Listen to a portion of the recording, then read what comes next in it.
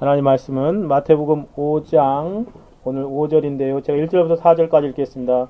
예수께서 무리를 보시고 산에 올라가 앉으시니 제자들이 나온지라 입을 열어 가르쳐 가라사대 심령이 가난한 자는 복이 있나니 천국이 저희 것이며 애통하는 자는 복이 있나니 저희가 위로를 받을 것이며 온유한 자는 복이 있나니 저희가 땅을 기업으로 받을 것이며. 아멘. 같이 기도하고 하나님 말씀 듣겠습니다.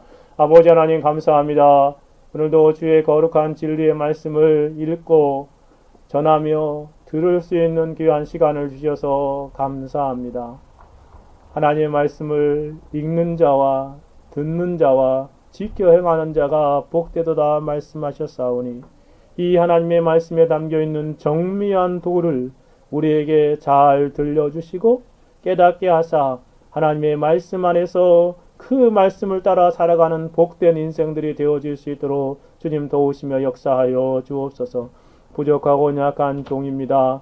진리의 말씀 아래 감추시고 하나님의 거룩한 하나님의 말씀만을 잘 드러내고 강론할 수 있도록 성령께서 역사하시며 주관하여 주옵소서.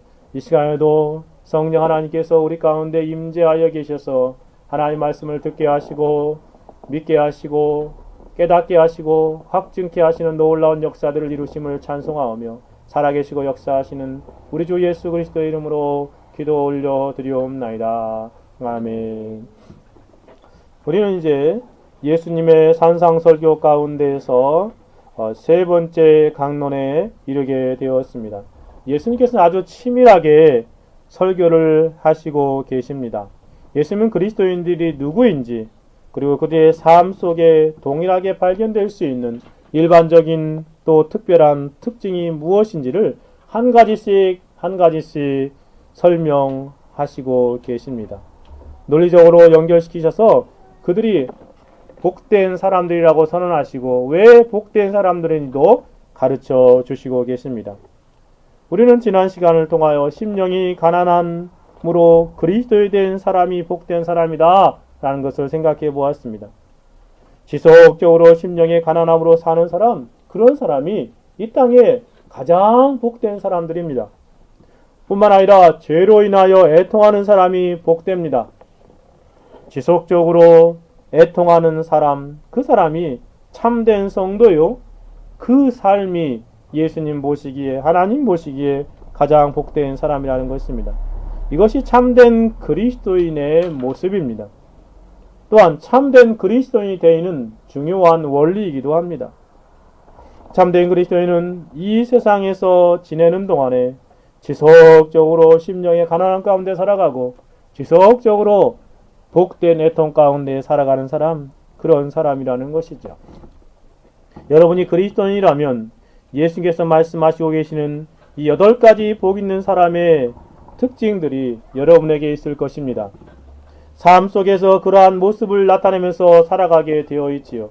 이러한 사람들은 세상 사람들의 보기에 복된 사람으로 인정되지 않을지 모릅니다. 그러함에도 불구하고 하나님의 영적인 불꽃 같은 눈앞에서는 가장 복이 있는 사람들이 바로 이러한 사람들이라는 것입니다. 영적인 측면에서 하나님의 눈앞에서 세상에 살고 있는 수많은 사람들, 그 어떤 사람들보다 가장 복된 사람이 바로 이러한 사람들입니다. 그러면 오늘은 새로운 항목으로 나아가 봅시다. 세 번째 복 있는 사람이 누구인지를 예수님께서는 설명하시고 계십니다.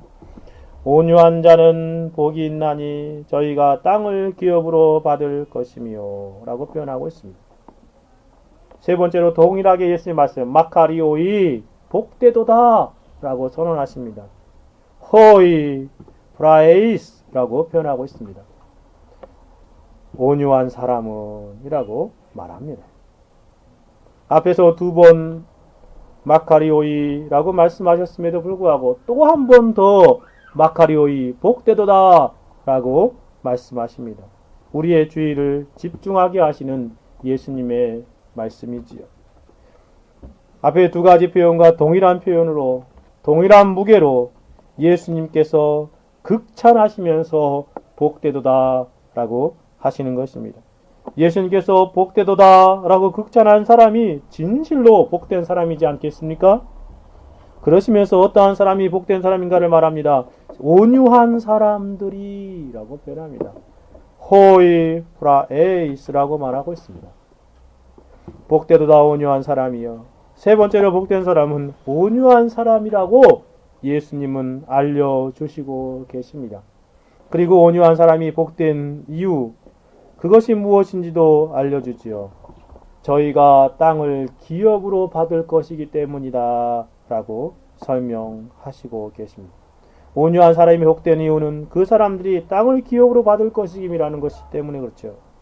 그러면 예수님께서 알려주시는 온유한 사람이 누구인지 함께 숙고해 보기를 원합니다. 예수님께서 복되도다고 그렇게 극찬하시는 이 온유한 사람들이 도대체 누구입니까? 첫 번째로 온유한 사람은 누구입니까? 오늘 이 점만을 같이 한번 생각해 보기를 원합니다. 예수님께서 복되도라고 새로운 항목으로 말씀하시는 이 온유한 사람, 그런 사람이 도대체 누구입니까? 예수님께서 앞에 두 가지 표현과 조금도 차이가 없는 표현으로 복되도다 하시는 것을 우리가 유념해 보아야 합니다.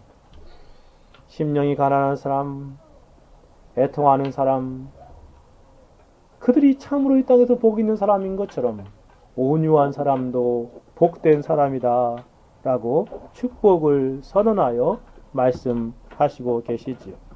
그러니 우리는 다시 한번 대체 예수님 말씀하시는 온유한 사람이 누구인가 관심을 기울여 생각해 보아야 합니다. 복된 사람은 온유한 사람이에요. 그러면 먼저 예수님 말씀하시는 표현을 생각해 봅시다. 여기서 온유함, 복된 온유함이란 대체 어떤 것을 말하는 것입니까? 예수님께서 말씀하시는 복된 온유함이란 무엇입니까? 제가 여러분에게 이 한 가지 단어를 정의함에 있어서 항상 사용하는 방법이 그 부정의 방식으로 먼저 접근할 필요성을 느끼게 됩니다. 왜냐하면 사람들은 심령의 가난함과 애통에 대해서뿐만 아니라 온유함에 대해서도 잘못된 개념으로 접근하여 예수님이 말씀하시는 진정한 의미를 오해하고 있기 때문에 그렇습니다. 오해할 뿐만 아니라 그 말씀을 훼손하여서 자기 멋대로 적용하기 때문에 그렇습니다. 예수께서 말씀하시는 복된 온유함이란 세상 사람들이 일반적으로 생각하는 온유함이 아님을 우리는 생각해 보아야 합니다. 제가 한 세 가지 정도를 말씀드리려고 하는데, 첫째는 복된 온유함이란 생내적인 사람의 기질, 일반적인 사람의 성격이나 태도를 말하는 것이 아닙니다. 온유함이란 타고난 성품이 아니라는 것이에요. 태어나면서부터 가지고 나온 성품이 아니라는 것입니다. 한문에 그 온유라는 단어를 보면 따뜻할 온자를 쓰지 않았습니까? 유자는 부드러울 유자를 썼습니다. 그런 이 뜻을 보면 따뜻하고 부드러운 이란 그러한 뜻입니다. 국어사전에 보니까 이 온유라는 것을 이렇게 설명하더라고요. 성격, 태도 따위가 온화하고 부드럽다, 그렇게 표현하더라고요. 이러한 의미로 사용되어서 온유함이란 온순한 기질, 온유한 마음, 유순함을 가리키는 말로 사용됩니다. 그런데 예수님께서 사람들이 가지고 있는 이러한 온유함, 생내적인 성격이나 태도를 복되다고 말씀하시는 것이 아님을 우리는 유념해 두어야 합니다. 태어나면서부터 가지고 있는 태어난 기질로서의 온유함은 예수님 말씀하시는 복된 온유함과는 차이가 있습니다. 그것은 육체적인 생내적인 온유함이라면, 자연적인 온유함이라면, 예수님 말씀하시는 온유함은 영적인 온유함입니다. 세상 사람들 중에서 성격상, 기질상 이렇게 온유한 사람들이 있지요. 그러한 사람을 향하여 예수님께서 복되도다고 말씀하신 것이 아닙니다. 예수님께서 말씀하신 복된 애통이 영적인 것이었던 것처럼 이 복된 온유함 또한 생내적인 기질이 아니라 영적인 기질입니다.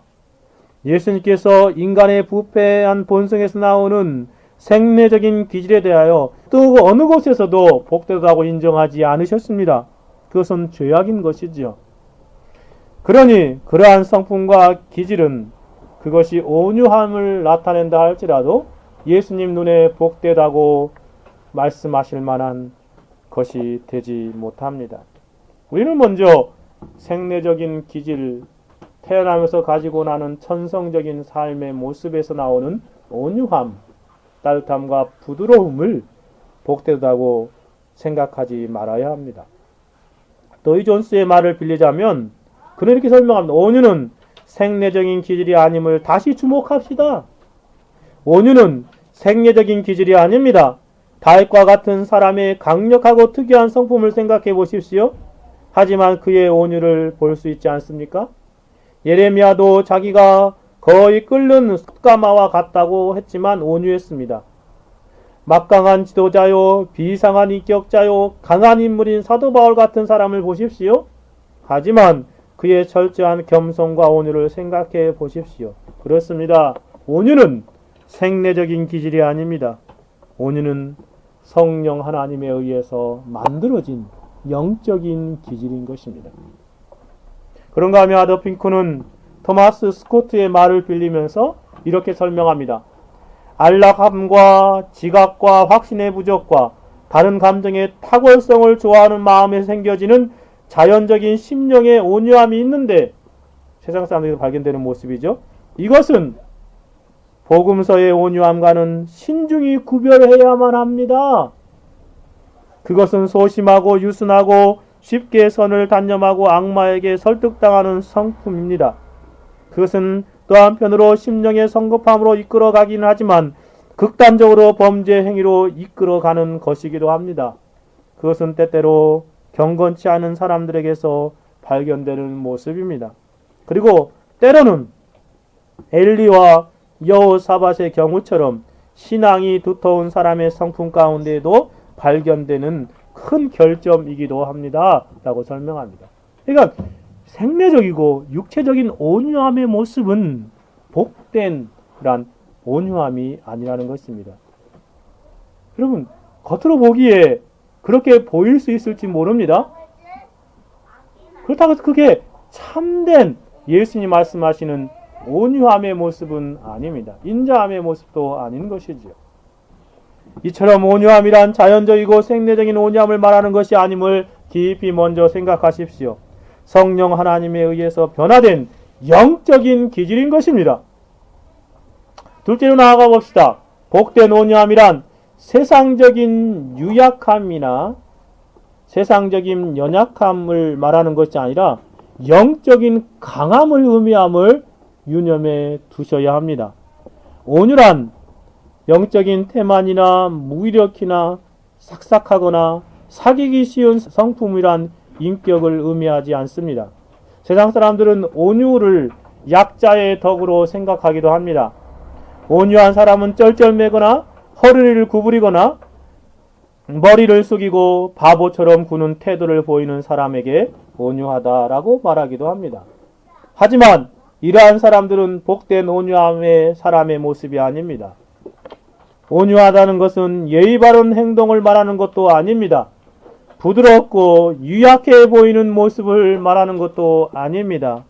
우유부단한 그러한 성격의 모습을 말하는 것도 아닙니다. 그것은 육적이고 세상적인 온유함이 될 수 있을지는 모르나 영적인 측면에서 복된 온유함의 모습과는 거리가 먼 것입니다.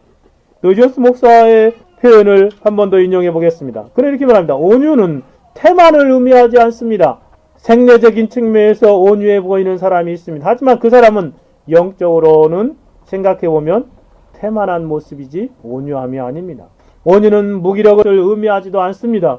아니한 사람들이 있습니다. 여러분들은 그들이 얼마나 온유하냐고 말하는 경향이 있습니다. 하지만 그것은 성경에서 말하는 온유가 아니요 영적인 무기력일 뿐입니다. 온유는 마음에 들고 친절한 것을 의미하지도 않습니다. 온유는 싹싹하다거나 그와 사귀기 쉬운 것을 의미하지도 않습니다. 온유는 인격이나 인물됨의 연약성을 의미하지도 않습니다. 그러니까 세상 사람들이 육체적으로 볼 때 온유하다고 생각하는 그런 온유함이 아니라는 것을 우리에게 강조하여 말하고 있는 것입니다.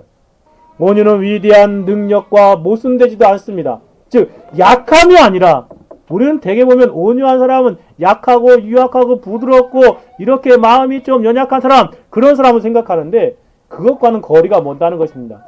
예수님 말씀하신 온유함은 위대한 능력과 모순되지 않는다는 것입니다. 온유는 큰 권세와 세력과 함께 있을 수 있는 것입니다. 온유한 사람은 진리의 위대한 수호자들이었어요. 그들이 약합니까? 그들이 유약합니까? 그들이 부드럽습니까? 그렇지 않지요. 위대한 진리의 수호자들을 보십시오. 그럼에도 불구하고 그들은 온유하다는 것입니다. 성경에서는요. 온유한 사람은 굳게 믿는 까닭에 필요하다면 진리를 위해 목숨을 버릴 수 있는 사람입니다. 순교자들을 온유한 사람들이었습니다. 하지만 그들은 결코 약하지 않았습니다. 강한 사람들이었지만 모두 온유한 사람들이었음을 우리는 생각해 보아야 합니다.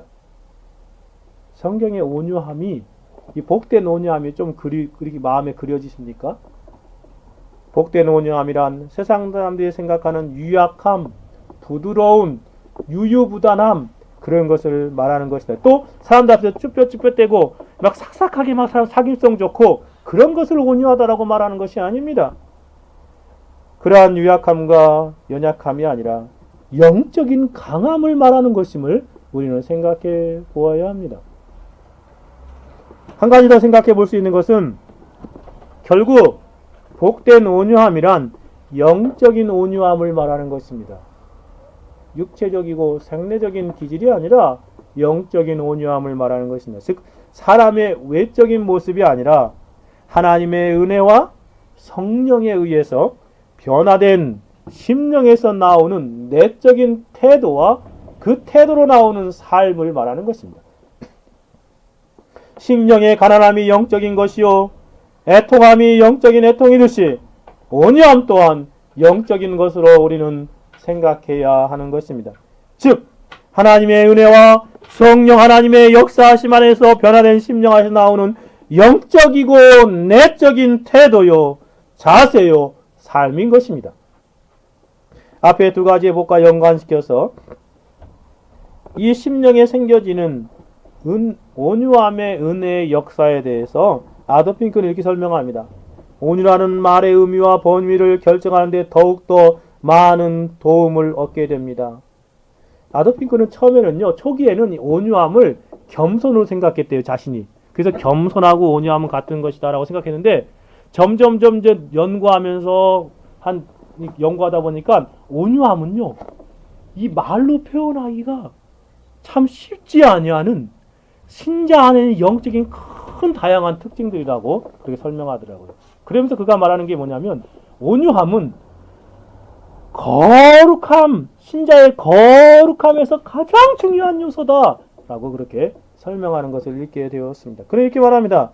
우리는 이와 같은 팔복에서 우리 주님께서 영혼이 체험으로 그것을 깨달음에 따라서 하나님의 은혜의 사역이 단계적으로 발전한다고 설명하고 있음을 계속해서 명심해야 합니다. 즉 지금 심령의 가난을 말씀하셨죠. 그 다음에 애통함을 말씀하셨죠. 그 다음에 뭘 말씀하세요? 온유함을 말씀하시고 있는 것입니다. 그래서 온유함은 그냥 생겨지는 육체적인 생리적인 기질이 아니라 심령의 가난한 영혼 안에 또 그 안에 영적인 애통을 통하여 그 다음에 그의 영혼 안에 단계적으로 생겨지는 그런 온유한 것이다 라고 말하고 있는 것입니다. 심령이 가난함이 있는데 이것은 자신의 부족함과 아무것도 가진 것이 없음을 깨닫는 것입니다. 자신의 무가치함과 무익함을 깨닫는 것이, 그리고 자신을 잃어버린 바 된 상태에 대한 애통과 하나님을 대적하는 자신의 죄를 두려워하는 슬픔이 뒤따라옵니다. 그리고 여기에 자신을 비우고 낮춤으로 얻어지는 부산물, 결과물이 마음에 생겨지는데 그것이 온유라는 것입니다. 다시 말하면 하나님 앞에서 깨어진 의지와 받아들이기 쉬운 마음이 있습니다. 온유함은 자만심뿐만 아니라 완고함, 사나움, 복수심과는 반대되는 것입니다. 그것은 사자를 길들이는 것이며 늑대 새끼를 염소처럼 유순하게 만드는 것입니다. 라고 표현합니다. 원래 뭐와 같은 사람이었어요? 죄를 가진 사람은 사자와 같고 심각한 죄인의 모습이었는데 성령과 은혜의 역사 안에서 변화된 사람의 모습이다 라고 말하는 것입니다. 그것이 바로 온유함입니다. 토마스 스코트의 말을 한번 더 빌리면 하나님은 은혜로 말미암아 반대의 기질을 가진 사람들을 더욱더 순종하고 조용하게 합니다 라고 표현하고 있습니다. 축복을 동반하는 온유함은 타고난 것이 아니라 은혜로 말미암는 것입니다. 어떻게 되어진 거라고요? 은혜로 되어지는 온유함이에요. 그리고 매우 격렬하고 과격하며 성미가 급하고 달래기 어려운 기질을 가진 사람들은 하나님의 은혜를 통하여 예수님을 바라봄으로써 그들의 기질을 억제하는 방법과 노함을 저지하는 방법과 사나운 언행을 공격하는 것들을 피하는 방법과 해하는 자를 용서하고 양보하는 방법을 배우게 됩니다. 라고 설명하고 있습니다. 이것처럼 온유함이란 성령과 은혜 안에서 역사함으로 변화된 마음을 말하는 것. 진실로 그렇습니다.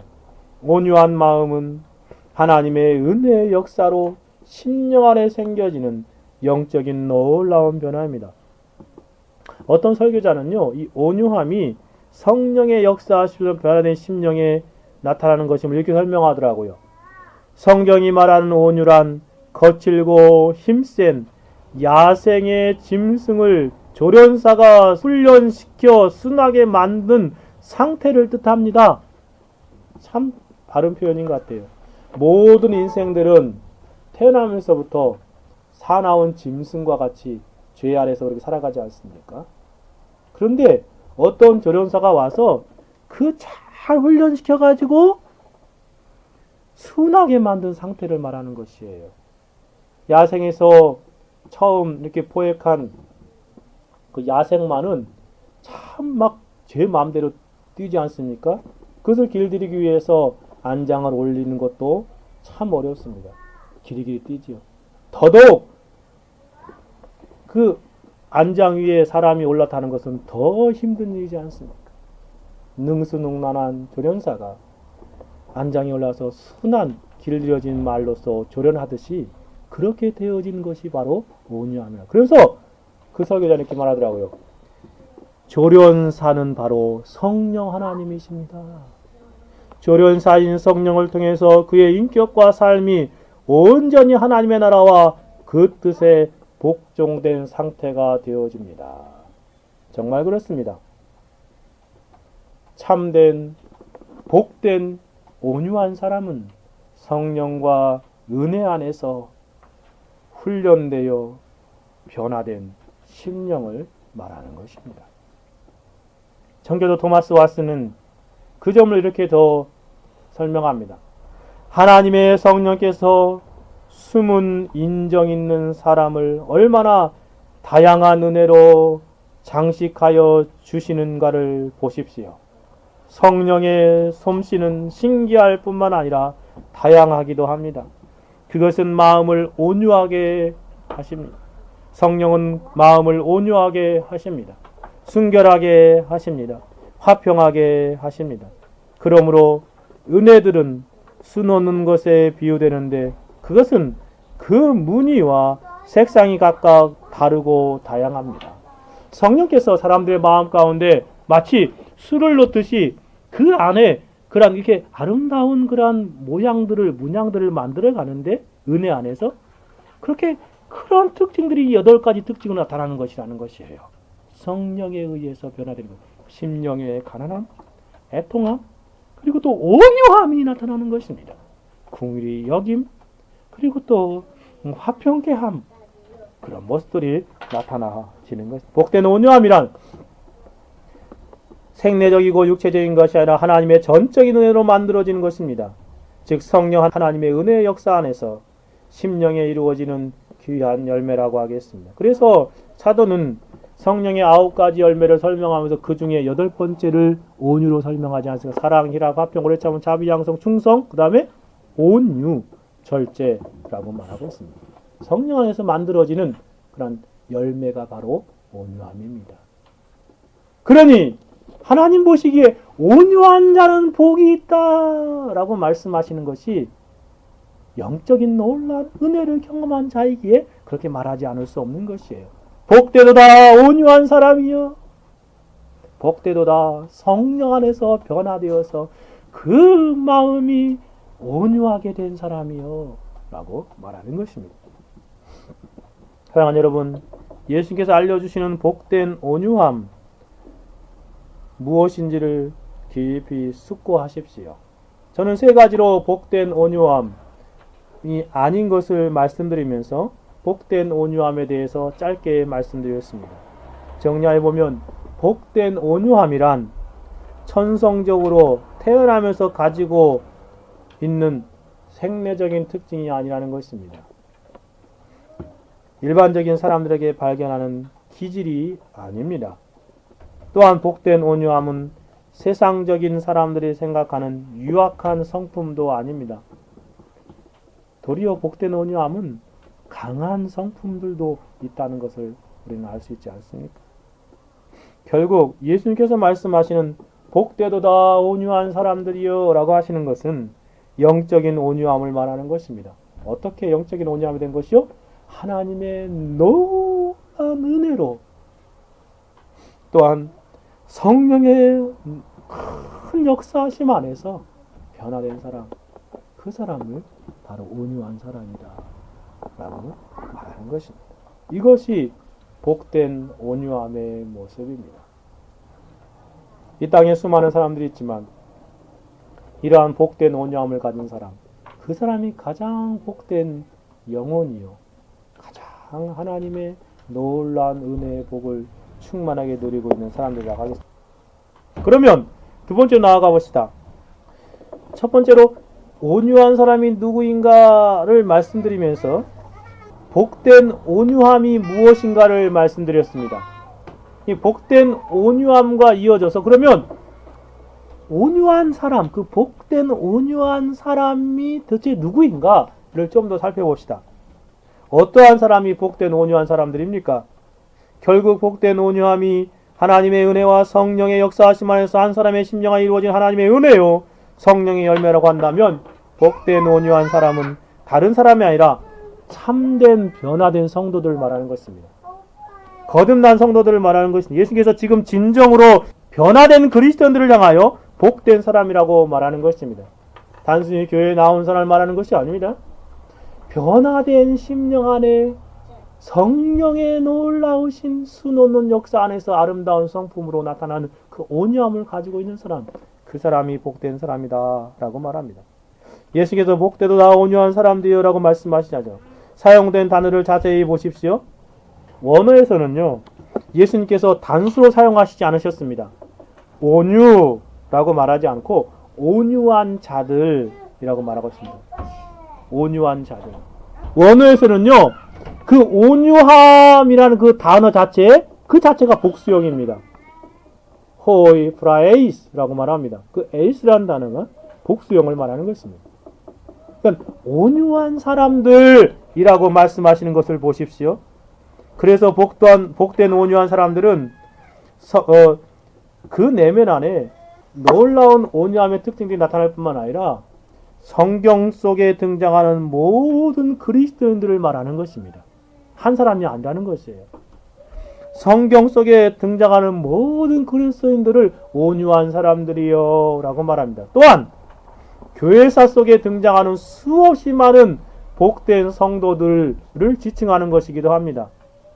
더 나아가서 장차 영원한 천국의 복락을 누리게 될 모든 신자들을 말하는 것입니다. 지금 천국에서 누리고 있는 그러한 사람들을 향해서도 말씀하시는 것이죠. 모든 그리스도인들은 복된 온유한 사람들이라고 말할 수 있습니다. 모든 그리스도인들은 온유함을 가지고 있고 그런 사람들을 복되도다라고 설명한 것이죠. 성경 속에 등장하는 모든 성도들을 한번 생각해 보십시오. 그들에게서 나타나는 복된 특징이 바로 이러한 온유함의 모습이지 않습니까? 그래서 저는 이 시간 온유한 사람이 어떤 사람들인가 라는 주제를 생각해 보면서 성경을 살펴보고자 합니다. 성경 속에 등장하는 수많은 성도들의 실제적인 모습을 보십시오. 그들은 한결같이 온유함의 특징들을 나타내 보이고 있습니다. 그들의 삶을 살펴보면서 우리 자신을 살펴봅시다. 정말 나는 복된 온유한 사람인가? 우리도 성경 속의 그 시대의 성도들처럼 오늘날 이 시대에 복된 온유한 사람인가를 깊이 생각해 보아야 하겠습니다. 성경의 인물들을 거울 삼아 우리 자신의 모습을 조망하여 봅시다. 그리고 우리도 성경 속에 등장하는 참된 신자들처럼 이 시대에 복된 온유한 사람이 되어야 함을 생각해 보기를 원합니다. 온유함은 성경 속에 등장하는 성도들의 모든 그러한 삶의 모습이요 덕목, 그것일 뿐만 아니라 모든 시대에 모든 성도들이 나타내야 할 중요한 덕목이요 특징이기 때문에 그렇습니다. 다르게 말하면 저와 여러분이 이 시대에 나타내어야 할 중요한 성도의 덕목이요 삶의 모습이라는 것입니다. 그러면 자, 성경 속으로 한번 여행을 떠내봅시다. 먼저 구약에서 대표적인 몇 사람만 한번 생각해 봅시다. 온유한 사람. 성경 전체 인물이라고 말할 수 있는데 그 중에 대표적으로 등장하는 사람 몇만을 살펴보기 원합니다. 첫째 인물은 아브라함입니다. 아브라함은 노이 존스의 표현처럼 성경의 기록에 의하면 위대하고 놀라운 온유한 사람이었다라고 알려주고 있습니다. 그가 조카 롯과의 분쟁에서 헤어질 때 어떻게 합니까? 자신의 조카에게 모든 것을 다 마음대로 결정하라고 그러죠. 네 좋을 대로 다 먼저 선택하라. 나는 네가 우로 가면 나는 좌로 갈 것이고 네가 이쪽으로 가면 나는 이쪽으로 하겠다. 라고 그렇게 표현하는 모습을 보십시오. 모든 선택권을 그에게 맡겨버리는 모습을 볼 때 그의 온유함에 탁월함이 드러나고 있습니다. 그러면서도 불구하고 한마디도 불평하지 않습니다. 롯이 당시에 자신이 보기에 가장 좋은 땅을 선택했지요. 그렇죠? 정말 풍요로운 그 소돔과 고모라로 이어지는 그 엄청난 땅을 선택했습니다. 그쪽으로 갔죠. 아브라함은 모든 선택권을 자신의 조카 롯에게 주어버리고 불평과 불만도 나타내지 않는 모습, 묵묵히 하나님만을 바라는 모습을 보이고 이것이 바로 온유함입니다. 이것이 바로 온유함이지요. 더 나아가서 두 번째 인물은 이삭입니다. 이삭은 창세기 22장에서 아버지 아브라함이 자신을 하나님 앞에 범죄로 드리려고 하는데 이삭이 어떻게 합니까? 제가 그 나이를 추측해 보건데 아버지가 할아버지였고 이 이삭은 거의 청년이 다 된 것 같습니다. 근데 지금 아버지가 자신을 죽이려고 함에도 불구하고 청년 이삭은 그 아버지에 대하여 어떠한 태도를 보이고 있죠? 그대로 순응하는 모습을 보이고 있지 않습니까? 이것이 바로 온유함입니다. 하나님과 아버지 앞에서 일절 온유함으로 순종하는 놀라운 모습을 보이고 있지요. 그러나 창세기 25장에서도 40세에 결혼을 했습니다. 늦게 결혼했죠. 그런데 20년 동안 아내 리브가가 아이를 낳지 못하였음에도 불구하고 하나님의 섭리하심에 대하여 한마디의 불평도 하지 않습니다. 묵묵히 기도하는 이삭의 모습에서 우리는 그의 온유함의 모습을 보게 되어집니다. 뿐만 아니라 창세기 26장에서는 이삭이 우물을 팠는데 블레셋 사람들이 시기로 우물을 빼앗습니다. 그리고 그 우물을 메어버리죠. 그럼에도 불구하고 이삭은 한마디도 하지 않고 다른 지역으로 옮겨가서 거기서도 우물을 팝니다. 그들과 싸우지 않고 조용히 다른 곳으로 자리를 옮기는 모습이지요. 거기서도 우물을 팝니다. 그래서 그 우물 이름이 에색, 신나, 그 다음에 세 번째 누워봇이라는 우물을 파게 되지 않습니까? 이삭은 온유함의 탁월한 모습을 보여주고 있습니다. 또한 늙어서 시력이 없을 때 자신을 속인 야곱에 대해서도 이삭은 하나님의 섭리를 생각하고 일절 온유함으로 대합니다. 이삭의 온유함은 하나님 앞에서, 사람 앞에서, 아내 앞에서, 이웃 사람들 앞에서, 심지어 원수들 앞에서까지도 자녀에게도 일절 온유함의 탁월한 모습을 보여주고 있습니다. 이것이 바로 성경이 말하는 온유함의 그러한 모습입니다. 그런가 하면 구약에서 가장 온유한 사람으로 일컬어지는 사람이 있습니다. 누구죠? 공식적으로 성경에요. 가장 온유한 사람이라고 말하는 사람이 있어요. 민수기 12장 3절인데요. 한번 찾아보세요. 거기 보면 민수기 12장 3절에 보면은 성경 전체에서 가장 탁월하게 온유한 사람이라고 성경이 칭찬하는 사람이 있습니다. 같이 한번 읽어볼까요? 시작. 이 사람 모세는 온유함이 지면의 모든 사람보다 승하더라. 그 당시에 세상에는 어떠한 사람보다 가장 탁월한 온유함을 보이는 사람이 바로 모세였다라고 말합니다. 모세는 60만 명이 넘는 이스라엘 백성들을 출애굽시킨 지도자로서 가장 탁월한 온유함을 나타내고 보이고 있다는 것입니다. 광야 이스라엘 백성들의 모습을 보십시오. 사람이 많으면 많을수록 지도자는 얼마나 힘든지 모릅니다. 그 백성들이 모세를 향하여 수없이 원망하고 불평하지 않습니까? 심지어 저주까지 합니다. 그럼에도 불구하고 모세는 그러한 자들을 용납하고 도리어 그들을 위해서 기도하는 모습을 보여주고 있지 않습니까? 이것이 바로 온유함입니다. 그래서 하나님께서는 모세가 지구상에서 가장 온유한 사람이라고 말씀하신 것입니다. 60만 명, 약 200만 명을 거느리고 있음에도 불구하고 그들의 지도자로 사람이 세우셨음에도 불구하고 그는 정말 사람들을 향하여 하나님 앞에 사명 감당하며 온유함의 모습을 나타내고 있습니다. 그러면 모세의 어떠한 모습과 어떠한 특징을 온유하다고 말하는 것입니까?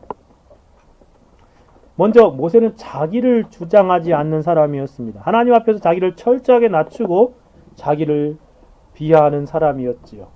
자기를 철저하게 낮추어서 하나님과 하나님의 말씀과 하나님의 뜻에 순종하고 복종하는 삶을 살았습니다. 그것을 바로 온유함이라고 말한 것입니다. 하나님 앞에서 가장 온유한 사람의 모습을 일평생 그가 이렇게 보여주고 있습니다.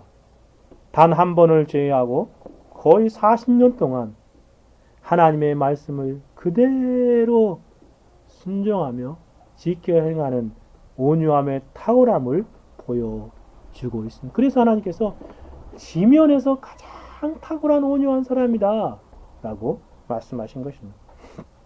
뿐만 아니라 그 문맥에서 보면 모세를 가장 온유함이 승한 자라고 지칭하는 그 민수기 12장 본문을 보면요, 거기서 발견되는 모세의 모습은 자신을 비난하는 미리암과 아론에 대한 그의 태도에 대해서 하나님께서 그렇게 온유하다고 답해 주신 것입니다.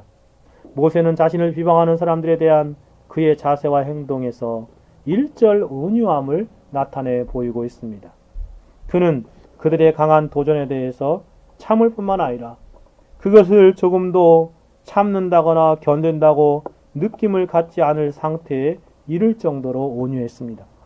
자신이 그들에 대하여 어떠한 공격을 하지도 않습니다. 이처럼 모세는 하나님을 철저하게 의지하고 하나님의 모든 말씀에 순종하며 복종하고 모든 판단을 하나님께 맡기는 삶을 살았습니다. 도리어 그는 사람 자신을 비방하는 사람들을 위해서도 하나님 앞에 온전히 용서하며 기도하는 삶을 살았던 온유한 사람입니다. 진실로 그렇습니다. 온유한 사람은 하나님 앞에 순종하며 다른 사람들에겐 그에 대하여 생각하는 바를 고맙게 여기고 놀라워하는 사람입니다. 구약에서 한 사람만 더 예를 들어봅시다. 네 번째 인물은 다윗입니다. 다윗은 하나님 앞에서 철저하게 하나님의 지시하심을 따라 순종의 삶으로 그가 삶으로 온유함을 보여주고 있습니다. 뿐만 아니라 사람들을 향하여 뛰어난 온유함을 보이기도 합니다. 자신을 죽이려고 쫓아다니며 추격하는 장인 사울 왕에 대하여 어떠한 태도를 보이고 있습니까? 일절 온유함으로 대하는 다윗의 모습을 보십시오. 자기를 죽이려고 군사를 모아가지고 추격하는 그 사울의 왕의 태도가 참 놀라운 온유함을 보여주고 있지 않습니까? 동굴에서 죽일 수 있었음에도 불구하고 그는 그렇게 행하지 않았습니다. 사울은 자신에게 해를 가하려고 죽이려고 하지만 그는 일절 선하게 온유함으로 그를 대하며 자신의 원수를 갚지 않는 모습입니다. 도리어 그가 블레셋과의 전투에서 죽었다는 소식을 들었을 때 다윗은 슬퍼하며 애가를 지어 크게 울부짖지 않습니까? 정말 온유함의 탁월한 모습입니다. 그런가 하면 자신을 저주하는 시므이에 대해서도 그는 온유함으로 대합니다. 자신의 수하가 가서 저 시므이를 죽여버릴까요? 그랬더니 납둬라, 냅둬라. 하나님이 저 입술을 통해서 나를 정말 저주하는 것이면 어떻게 하겠느냐? 그냥 두라 라고 말씀하십니다.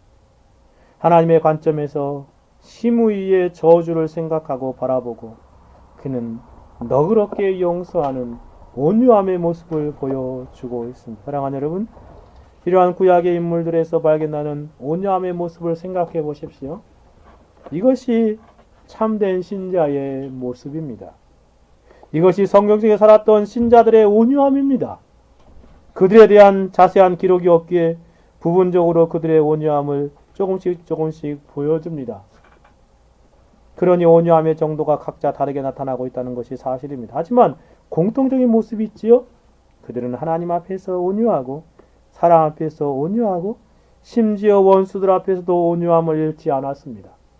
일부 탁월한 온유함을 나타내는 믿음의 선배는 온유함의 정도가 얼마나 탁월한지 온유함으로 원수의 마음을 누그러뜨리기도 하고 온유함으로 원수를 정복하고 승리하는 삶을 살아가는 모습을 보여주기도 합니다. 사랑하는 여러분, 이것이 복된 사람의 모습입니다.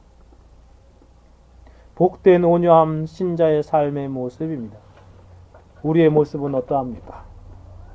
우리의 온유함은 어떠한 모습을 나타내 보이고 있습니까? 예수님 말씀하시는 복되도다 온유한 사람이여 라는 사람이 바로 이러한 성도들의 모습입니다. 다음으로 신약으로 한번 넘어가 봅시다. 구약뿐만 아니라 신약에서도 신자들의 온유함의 모습의 구체적인 모습들을 우리는 곳곳에서 발견하게 됩니다. 먼저 스데반입니다.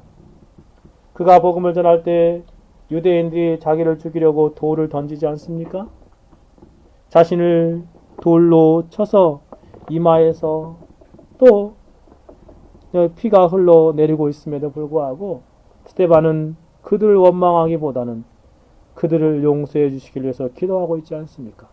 순교의 순간에 영혼들을 향하여 간절하게 기도하는 그 모습이 놀라운 온유함의 모습을 보여주고 있습니다. 한 사람만 더 든다면 사도 바울입니다. 여러분이 서신서 곳곳 구석구석을 읽어오면 그의 온유함이 배어 있음을 알게 됩니다. 자기를 미워하며 시기하는 유대인들, 대적자들을 향하여 여전히 온유함으로 긍휼히 여기는 모습을 보이고 있습니다. 자신을 죽이려 하는 유대인들을 향한 바울의 온유함을 보십시오. 그는 그들을 위하여 하나님 앞에 눈물로 기도하는 삶을 살아가고 있습니다. 그리고 교회의 연약한 지체들의 모습을 보면서도 눈물로 편지를 쓰고 있습니다. 사도의 온유함이 성경의 서신서 속에 깊이 배어 있습니다. 사도는 교회 안에 연약한 성도들을 대할 때 일절 온유함으로 대하고 있습니다. 심지어 연약한 지체들이 시험에 들까봐 생각하여서 우상에 들였다가 시장에 나오는 판 고기라 할지라도 먹지 않겠다 라고 말하지 않습니까? 이것이 온유함입니다. 뿐만 아니라 사도의 온유함의 큰 특징은 자신의 연약함을 자랑하는 곳에서도 드러납니다.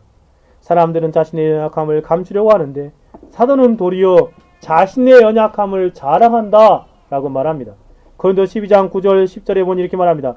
내게 이르시기를 내 은혜가 내게 족하도다. 이는 내 능력이 약한 데도 온전하심이라 하신지라. 이러로 도리어 크게 기뻐함으로 나의 여러 연약한 것들에 대하여 자랑하느니 이는 그리스도의 능력으로 내게 머물게 하려 함이라. 그러므로 내가 그리스도를 위하여 약한 것들과 능욕과 궁핍과 핍박과 곤란을 기뻐하노니 이는 내가 약할 그때에 곧 강함이라. 사도 바울의 이 모습에서 우리는 온유함의 극치를 보게 됩니다. 자신의 약함을 알고 자기를 내세우지 않습니다. 자신의 연약함을 자랑함으로 그리스도의 위대함을 더욱더 높이는 삶을 살아가고 있습니다. 이것이 성경에서 말하는 가장 복된 온유함의 모습이라 말하겠습니다. 온유함은 자신을 신뢰하지 않는 것입니다. 온유함은 자신의 연약함을 보고 자신을 의지하지 않는 것입니다. 오직 그리스도만을 의지하고 존귀하게 여기는 삶을 살아가는 것입니다. 그리스도만을 높이고 그리스도의 십자가를 자랑하는 삶을 살아가는 것이죠. 자신이 이처럼 온유함으로 살았던 것처럼 사도는 서신 곳곳에서 성도들에게 형제들을 대할 때 온유함으로 대하라고 권면합니다. 몇 구절만 살펴보면 갈라디아서 6장 1절에 형제들아 사람이 만일 무슨 범죄한 일이 드러나고 주위에 잘못하여서 죄를 지은 일이 드러나거든 어떻게 하라고요? 신령한 너희는 온유한 심령으로 그런 자들을 자라봐주고 온유하게 대하라는 것입니다. 온유한 심령으로 바로 잡아주라. 뿐만 아니라 그들을 막 비방하고 그들이 잘못다고 정죄하는 것이 아니라 내 자신을 돌아보아 너도 시험을 받을까 두려워하라. 이게 정말 신자의 모습이어야 하는 것입니다. 자신의 삶을 돌아보는 것이지요. 교회의 아픔을 보면서 비난하고 비판하기보다는 그들을 위해서 기도하고 온유함으로 바로 잡아주려고 하고 자신을 돌아보아 하나님 앞에 더 정직하고 거룩하게 서려고 하는 것입니다. 에베소 4장 2절에서는 모든 겸손과 온유로 하고 오래 참으로 사랑 가운데 서로 용납하라. 온유함으로 서로 용납하는 것입니다. 뿐만 아니라 골로새서 3장 12절에서도 그러므로 너희는 하나님의 택하신 거룩하고 사랑하신 자처럼 긍휼과 자비와 겸손과 온유와 오래 참음으로 옷을 입어라. 그냥 온유함으로 옷 입고 살아라는 것이에요. 그의 삶 안에 온유함이 드러나야 하는 것입니다. 그렇게 하면 사역자들을 향하여 권면하면서도 디도서 3장 2절에 아무도 해방하지 말며 다투지 말며 관용하며 범사의 온유함으로 모든 사람에게 나타날 것을 기억하게 하라. 범사의 온유함으로 살라는 것입니다. 디모데전서 6장 11절에서도 오직 너 하나님의 사람아 이것을 피하고 의와 경건과 믿음과 사랑과 인내와 온유를 쫓으라. 온유를 쫓는 삶을 살아가라 라고 말합니다. 참된 온유함은 이처럼 교회 안에 연약한 영혼들을 향한 태도에서 발견되어집니다. 주위의 형제와 자매들을 향한 그런 삶의 자세와 말에서 드러나는 것입니다. 사랑하는 여러분, 우리의 모습은 어떠합니까? 우리는 참된 성도가 맞습니까? 예수님 말씀하시는 복되도다 온유한 사람이요. 그러한 복된 온유함을 나타내는 성도입니까? 성경에서 등장하는 성도들의 모습을 거울 삼아서 우리의 온유함의 모습을 살펴봅시다. 그리고 예수님 말씀하시는 복된 사람이 되려고 힘쓰십시다. 참된 온유함을 소유한 사람이 되기를 소망하며 하나님 앞에 간구해야 할 것입니다. 마지막으로 우리는 성경 속에서 가장 위대한 온유함을 생각해 보아야 합니다. 누구보다도 성경 속에 등장하는 그러한 인물들 가운데 온유함의 대가이신 분이 계십니다. 그분은 바로 예수 그리스도이십니다. 예수님은 온유함에 있어서 태양과 같은 분이십니다. 다른 모든 사람들이 별과 달빛과 같은 그러한 사람들이라면, 횃불과 같은 사람들이라면 예수님은 가장 탁월한 온유함의 모습을 보이고 있는 분이시죠. 다른 모든 사람들의 온유함의 모습은 예수님의 온유함의 찬란함에 비추어 볼 때 아무것도 아닙니다. 구약과 신약의 모든 그런 성도들에게 발견되는 온유함의 모습은 우리 주 예수 그리스도의 온유함의 그림자에 불과합니다. 예수님의 온유함은 우리의 유일한 본입니다. 예수님의 공생애를 주목하여 보십시오. 예수님의 성품의 온유함이 가득 드러나지 않습니까? 예수님께 자신에 대하여 이렇게 말씀하셨습니다. 마태복음 11장 29절에 나는 마음이 온유하고 겸손하니 나의 멍에를 메고 내게 배우라. 그러면 너희 마음이 쉼을 얻으리니. 예수님은 온유함 자체이셨습니다. 나는 온유하다. 자신의 마음이 온유함으로 가득 차 있다는 것입니다. 사도 베드로는 이 예수님의 온유함을 이렇게 설명합니다. 예수님은 욕을 받으시고 대신 욕하지 아니하셨다. 욕을 받으시되 대신 욕하지 아니하셨다. 라고 말합니다. 십자가에서 우리 죄를 지시고 운명하실 때 자신을 못 박아 죽이는 자들을 향하여 주님의 온유하신 모습을 우리는 볼 수 있지 않습니까? 그들을 위하여 이렇게 기도하시다. 아버지여 저들의 죄를 사하여 주옵소서. 저들의 하는 일을 알지 못하나이다.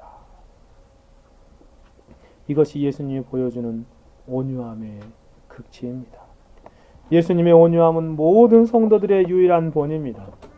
시간이 얼마 남지 않아서 예수님의 온유함을 다음에 하나님이 기회를 주신다면 좀 더 자세히 한 편의 설교로 고찰해 보기로 합시다. 오늘 여기까지만 살펴봅시다. 저는 오늘 온유함이 무엇이고 온유한 사람의 구체적인 삶의 모습이 무엇인지 성경 안에서 숙고하여 보았습니다. 성경 속의 모든 그리스도인은 온유한 사람입니다. 그래서 이렇게 말할 수 있습니다. 어떠한 사람에게 이러한 참된 온유함을 조금도 발견할 수 없다면 그는 참된 성도가 아닙니다. 온유함보다 잔인함을 발견한다면 그 사람은 참된 성도의 모습이 아닙니다. 온유함보다 정말 피도 눈물도 없는 사람처럼 보여진다면 그 사람은 온유함이 아닙니다. 신자가 아닌 것이지요. 물론 다른 성품에서와 같이 온유함도 미숙할 수는 있습니다. 그러나 그가 참으로 거듭난 그리스도인이라고 한다면 적어도 온유함의 징조가 보여지기 마련입니다. 아주 작다고 해도 온유함이라는 열매가 그 사람에게 맺힐 가능성이 발견되는 것입니다. 예수님이 길을 가다가 무화과 나무를 저주하시지 않습니까? 왜 그랬죠? 열매가 맺을 만한 가능성도 없었기 때문에 저주하신 것입니다. 뿌리채 말라버립니다. 마찬가지로 성도 안에 온유함의 가능성도 발견되어져야 하는 것입니다. 이제 무르익지 않았지만 정말 조그만 모습이라도 그것이 점점 자랄 수 있는 가능성이 비추어지는 것입니다. 언젠가 무덤 속에 있던 500년 된 씨앗을 발견하였는데 어떤 사람이 그것을 땅에 심었더니 싹을 틔웠다는 기사를 본 적이 있습니다. 그게 사실인지 아닌지 제가 안 해봐서 모르겠지만 그냥 헛된 기사는 아니었겠지요. 참으로 생명의 신비한 것을 보게 되는 듯 하였습니다. 그것이 사실이라면 이와 같이 살아있는 생명체가 자신이 살아있다는 증거를 나타내기 마련이다. 죽은 것처럼 보여진다고 해도 주위에 자세히 살펴보면 살아있는 것은 생명의 활동과 반응이 나타나기 마련입니다. 마찬가지로 참된 신자는 온유함이 나타나기 마련입니다. 심령이 가난함과 죄를 위한 애통을 통하여 생명의 은혜를 경험한 성도는 그러한 성도라고 한다면 반드시 그 사람 안에 온유함이 있습니다. 하나님 앞에 온유하며 사람들 앞에 온유하고 가족들 앞에서 온유함이 드러납니다. 처음에는 미약하지만 시간이 지나면 지날수록 주변 사람들이 온유할 수 있도록 그 사람에게 두드러지게 나타나는 게 말이에요. 참으로 모든 그리스도인은 온유합니다. 사랑하는 여러분, 여러분에게도 온유함이 있습니까? 참된 그리스도인의 증거인 온유함이 있습니까? 그리고 실제적인 온유함이 여러분의 삶을 통하여 드러나고 있습니까?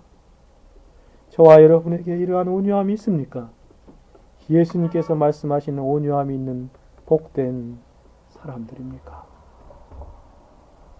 온유함이라는 그 탁월한 잣대 아래서 우리 자신을 점검하여 보고 하나님 앞에 회개할 뿐만 아니라 이 놀라운 온유함의 열매를 나타내는 삶을 살아가야 하겠습니다. 성경 속의 모든 그리스도인들이 복된 온유함으로 그들의 정체성을 나타내고 그 시대를 풍미하며 살았던 것처럼 이 시대에 저와 여러분이 온유함을 드러내는 복된 성도들로 살아가야 할 것입니다. 같이 기도하겠습니다.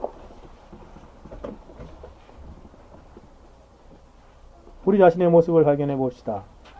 온유함의 모습이 발견되지 않고 있다면 회개합시다.